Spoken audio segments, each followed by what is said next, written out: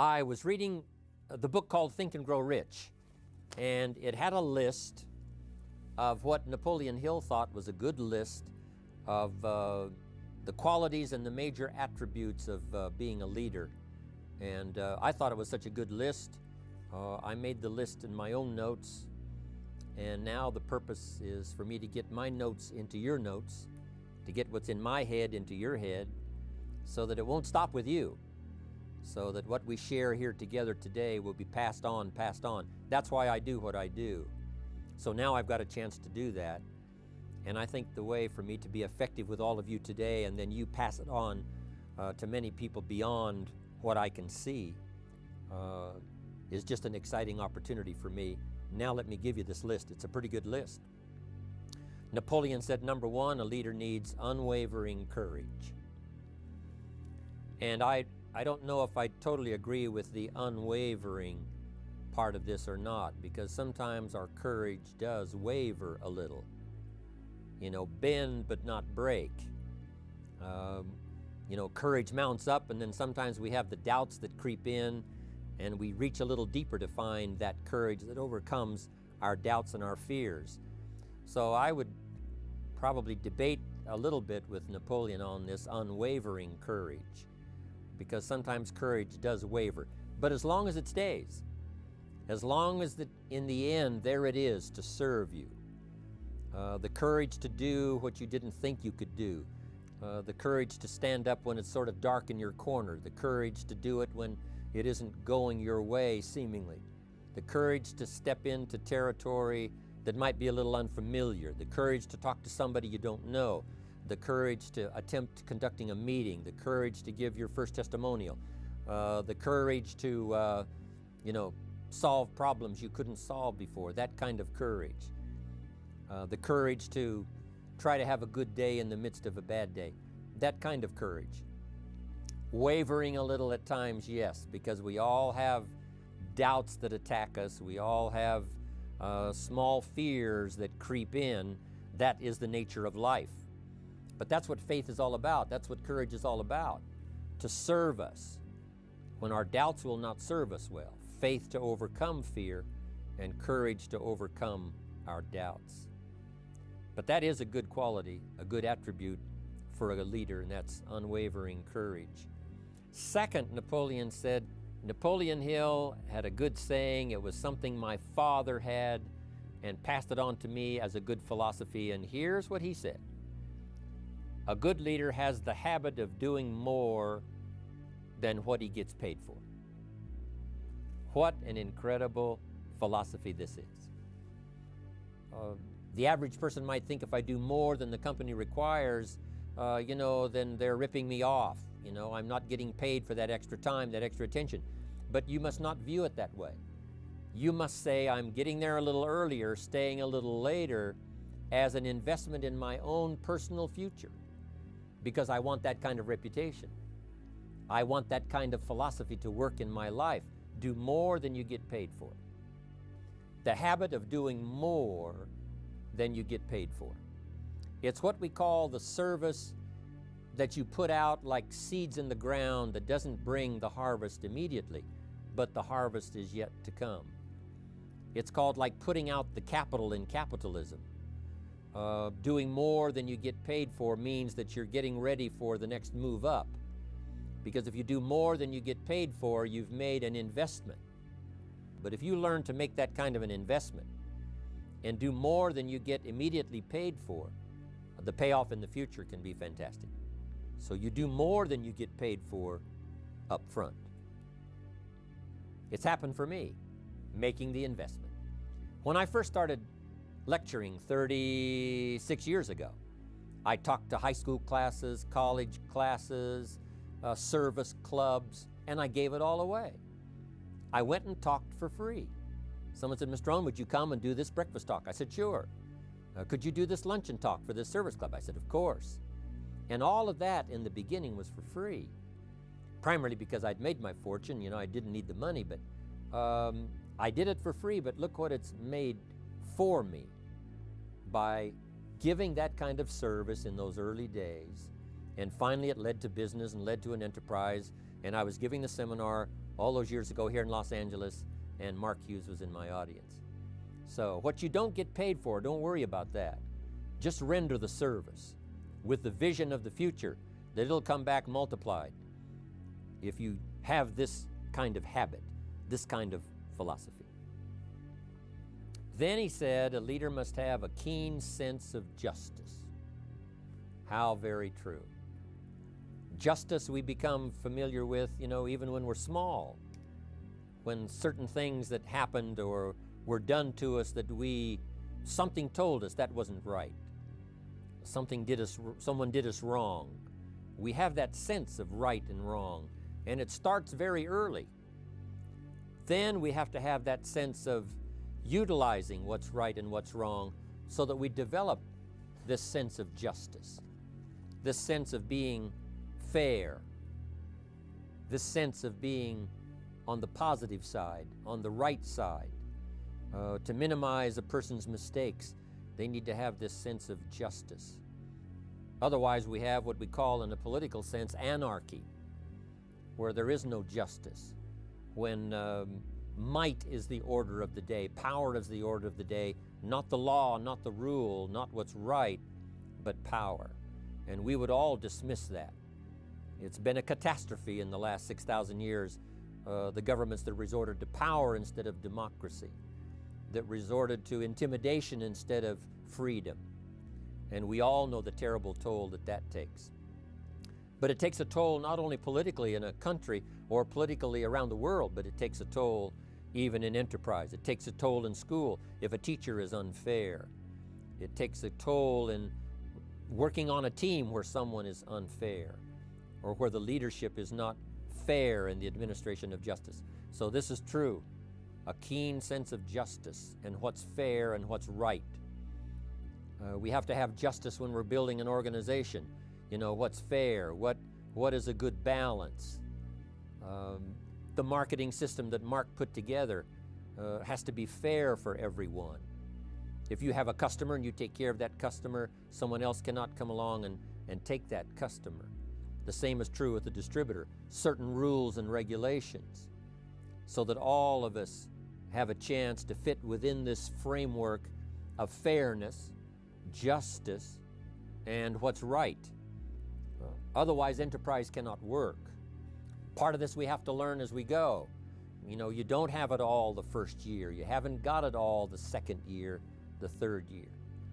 After all the years that I've, been around, both as a human being and as a business person, we're still, even at these years, trying to decide what's best, what's fair, what's right, to give balance to our life and to build on a firm foundation for the future. So I agree with Napoleon. Good idea. A sense of justice. Here's another one, he said, self-control.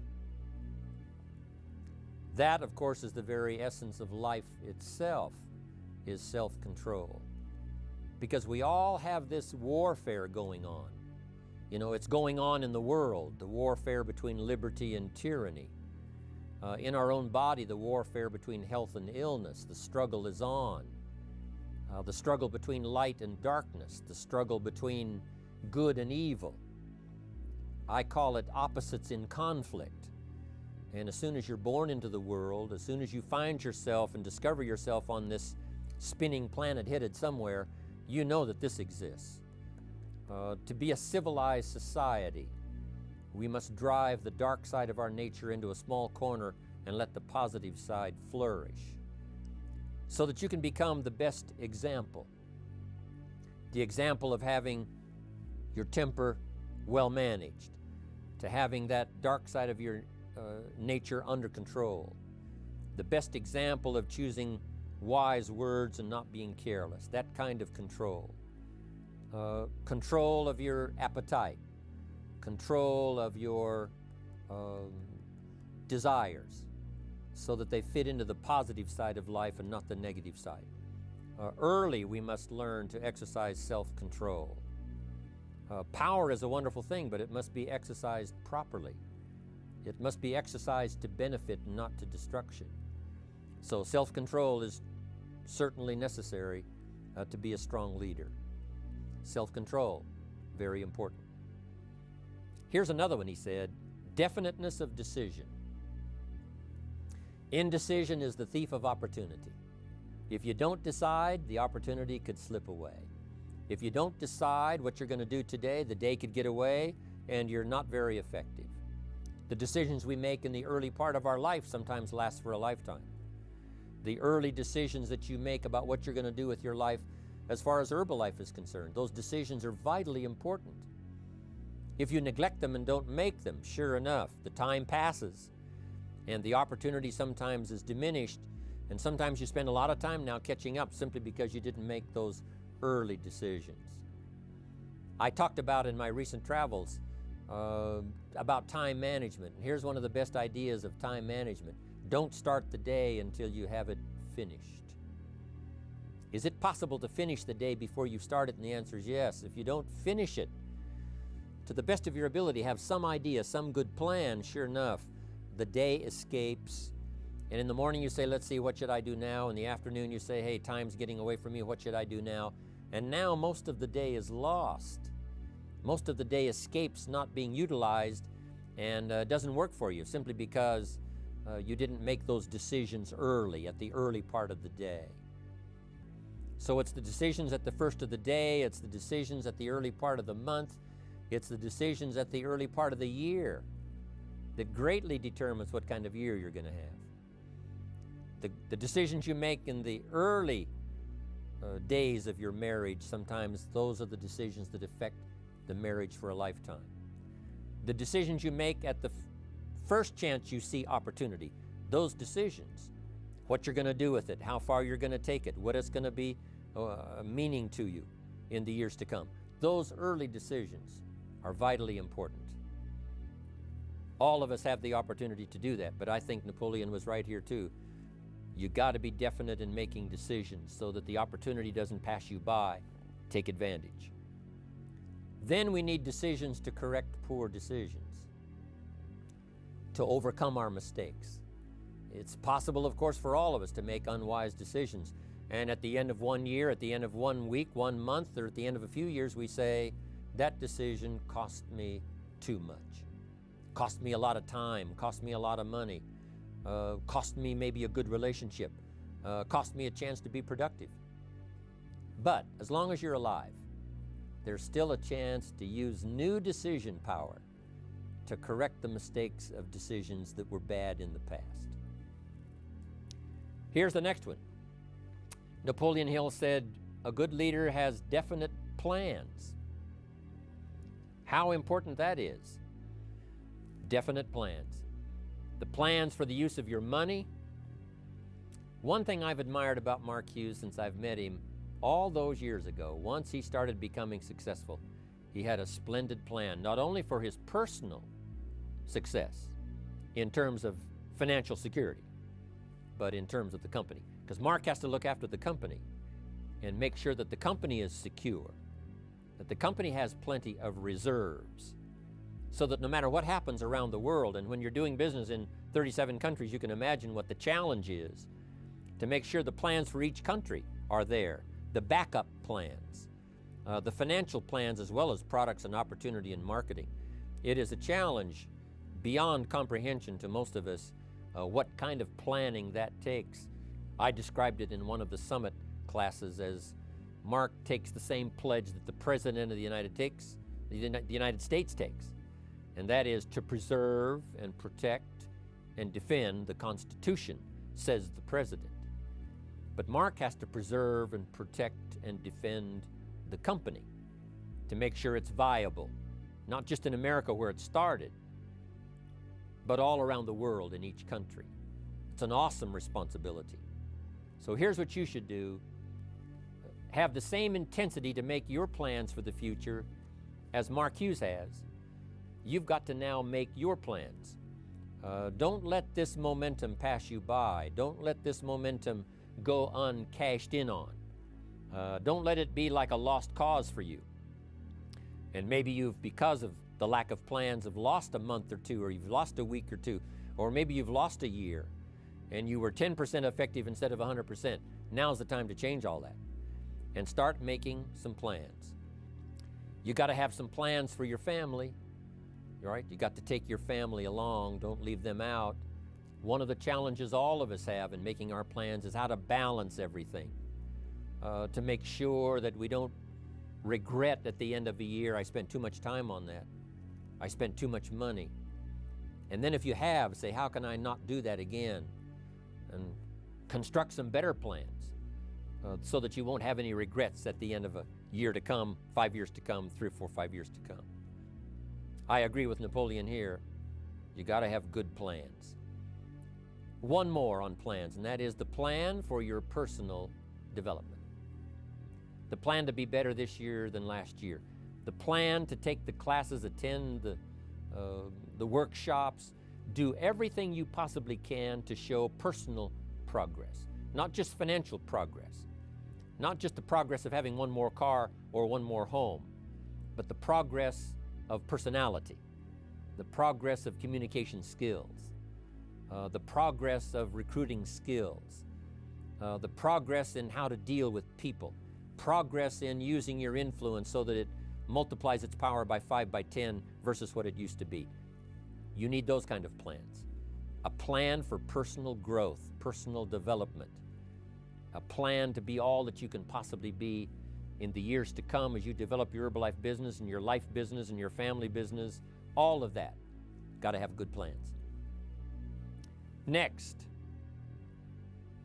Napoleon Hill talks about personality.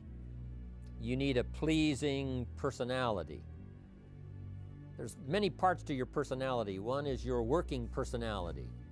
You know, the kind of behavior, the kind of attitude that you need, especially in the public. Some things you can kind of get by with, being a little careless, maybe in private, but in public, where it counts so much in your paycheck, it counts so much in building your business for the future, your own personality. But here's what you also must remember. You develop your personality in private so that it serves you well in the public. Sometimes we get the mistaken idea, I can be careless with just these few and be more careful when I have 1,000. But see, that doesn't work that way. Careless with a few, sure enough, that will creep into your presentation for 1,000 people. Here's the best practice. The influence you have one-on-one, that's what really counts. You say, well, I'm only talking to 2 people, it doesn't matter much. That's when it really matters.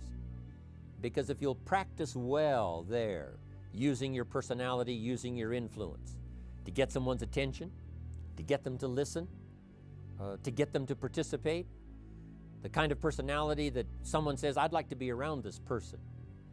They're unusual. They're not like the average person I meet on my everyday experience. That kind of personality. But you've got to practice it behind the scenes. You've got to practice it one-on-one. And if you're effective one-on-one, 1-on-3, 1-on-5, I promise you, that will get you ready to now perform with the kind of personality, the kind of charisma that wins people when you're in front of 500 people, 1,000 people, 5,000. So this is a good point, working on your personality. Now here's the next 3. Willingness to assume full responsibility. All of us have been taught that, especially these Herbalife years, to take full 100% responsibility. Mark Hughes says, what happened to me might not have been my responsibility, but what I do about it is my full responsibility. I've had some things, some people did me wrong. In his first couple of business experiences, he was done wrong. Some people ran off with the money, he was left holding the bag.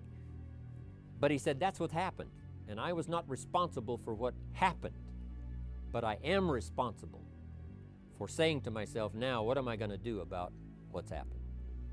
And a philosophy I've taught all these years, it's not what happens to you that determines your future. It's what you do about what happens that determines your future. And this is a major part of it, accepting full responsibility. If you've got an organization, you're conducting meetings, and you're the leader, the responsibility ends with you.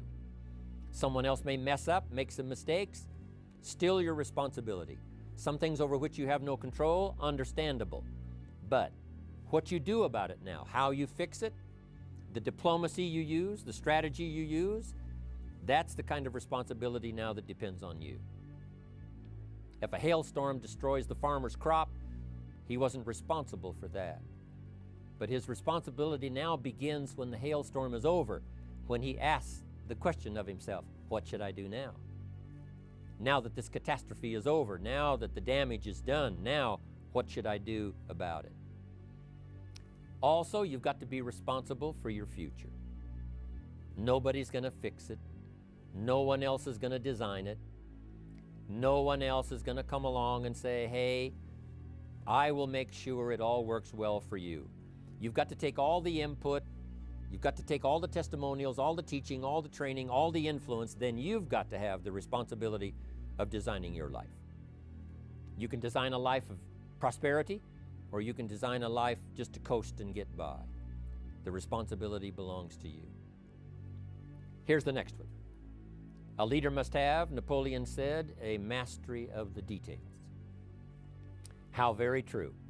All can be lost with just a couple of missing details. On the trip to the moon, everything has to work, right? There's several thousand moving parts. There's several thousand pieces to the project of getting to the moon and coming back, and all of them have to work. You can't have 10% of them working, 90% or 80%. They've all got to work. And then there's the backup systems for something if something goes wrong to back it up. That kind of mastery of detail is so vitally important. But here's what else to remember as far as Herbalife is concerned. The drama is in the details. Someone says, I lost 30 pounds. Well, 30 pounds is 30 pounds, but that's not the drama.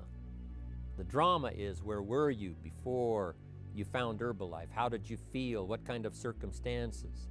Now someone begins to give us some of the details.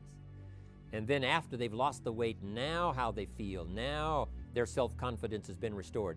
Now they feel better about themselves. The drama is in the details. But this is also important in the details of your day, the details of your business, the details of good communication. Master the details. Good advice, Napoleon Hill. Next, Napoleon Hill said a leader needs sympathy and understanding. We have to develop that early in our lives. All of our lives, we have to look at those that are less fortunate than we are, those who need a helping hand, and especially now we learn to look at those who need an opportunity, those who need a change in their health, those who need a change in their life and in their lifestyle.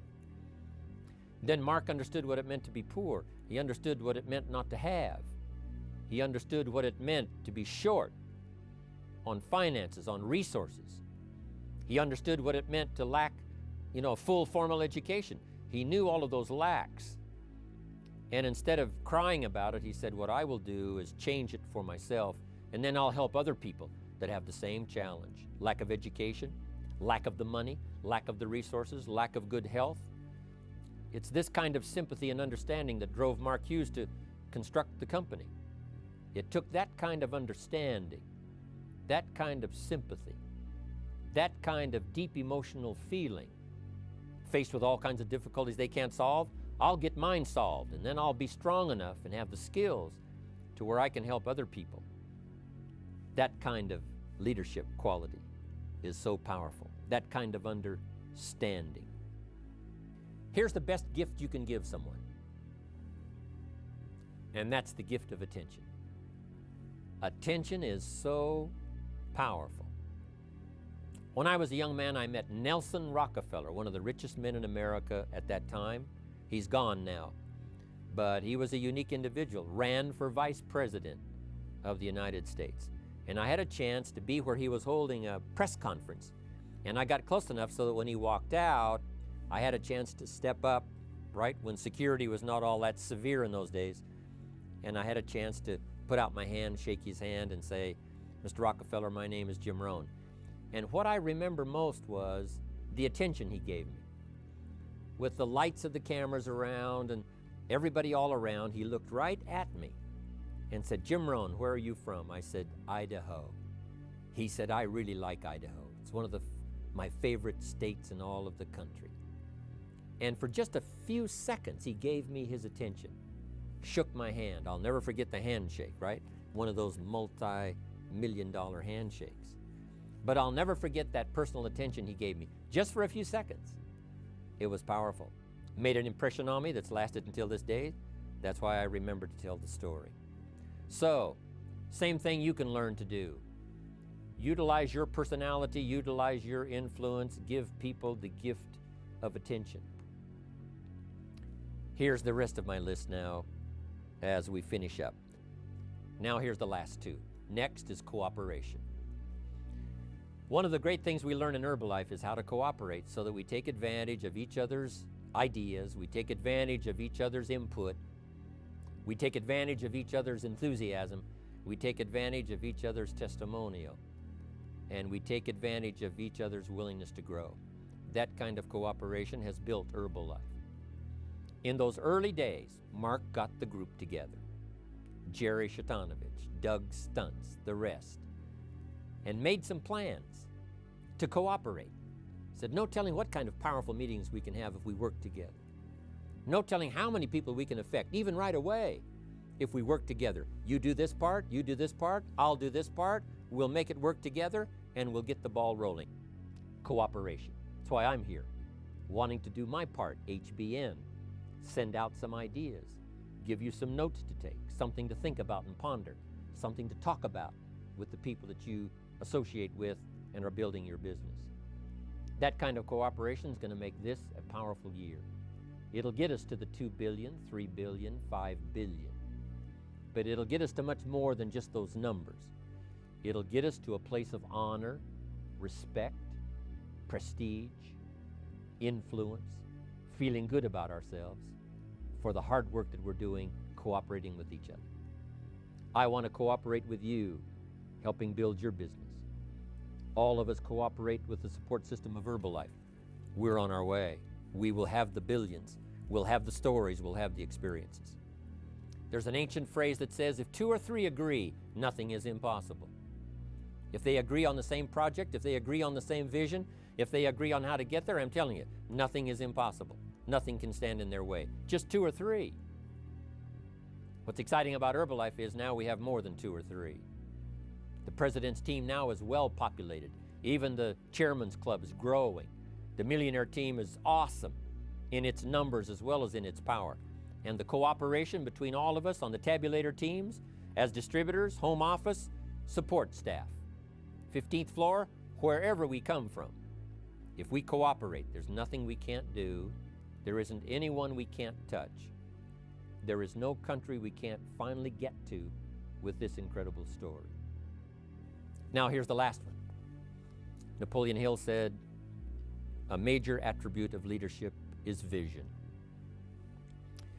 Vision is in many parts. One, a vision for your own course to follow.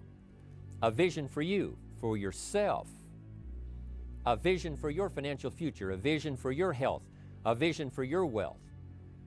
A vision for you to latch onto and make something out of. A vision for your family. The old prophet said, without vision, we die. We perish. Unless we can see into the future, life loses its meaning. Unless we can look further than just where we are at the moment, then we have no reason for faith, no reason for activity. But if we'll develop this skill, beyond any other skill, I'm telling you, it will help us touch people because they'll want to be around us because we have this look into the future. Because vision must now lift others as well as ourselves. Guess what our family is counting on? That we'll be able to see things that at first they cannot see. That we'll be able to look further into the future than perhaps they will be able to look. The same is true with your organization, the people that are around you. They're counting on your vision. Perhaps you've been there a little longer than they have. Maybe you've been there a lot longer than they have. And they will look to you to help them see things that they can't see in the beginning. And if you will do that, develop that attribute of leadership, I'm telling you, you'll have such a dramatic effect on your organization, it will be unbelievable. A vision for yourself, a vision for your family, a vision for your organization, a vision for the people that you're close to. Not only the short-range vision of what we're going to do this week, this month, this year, but the long-range vision like Mark has taking us to the 5 billion. You can have a vision that will take your organization into the future and bless everybody with success.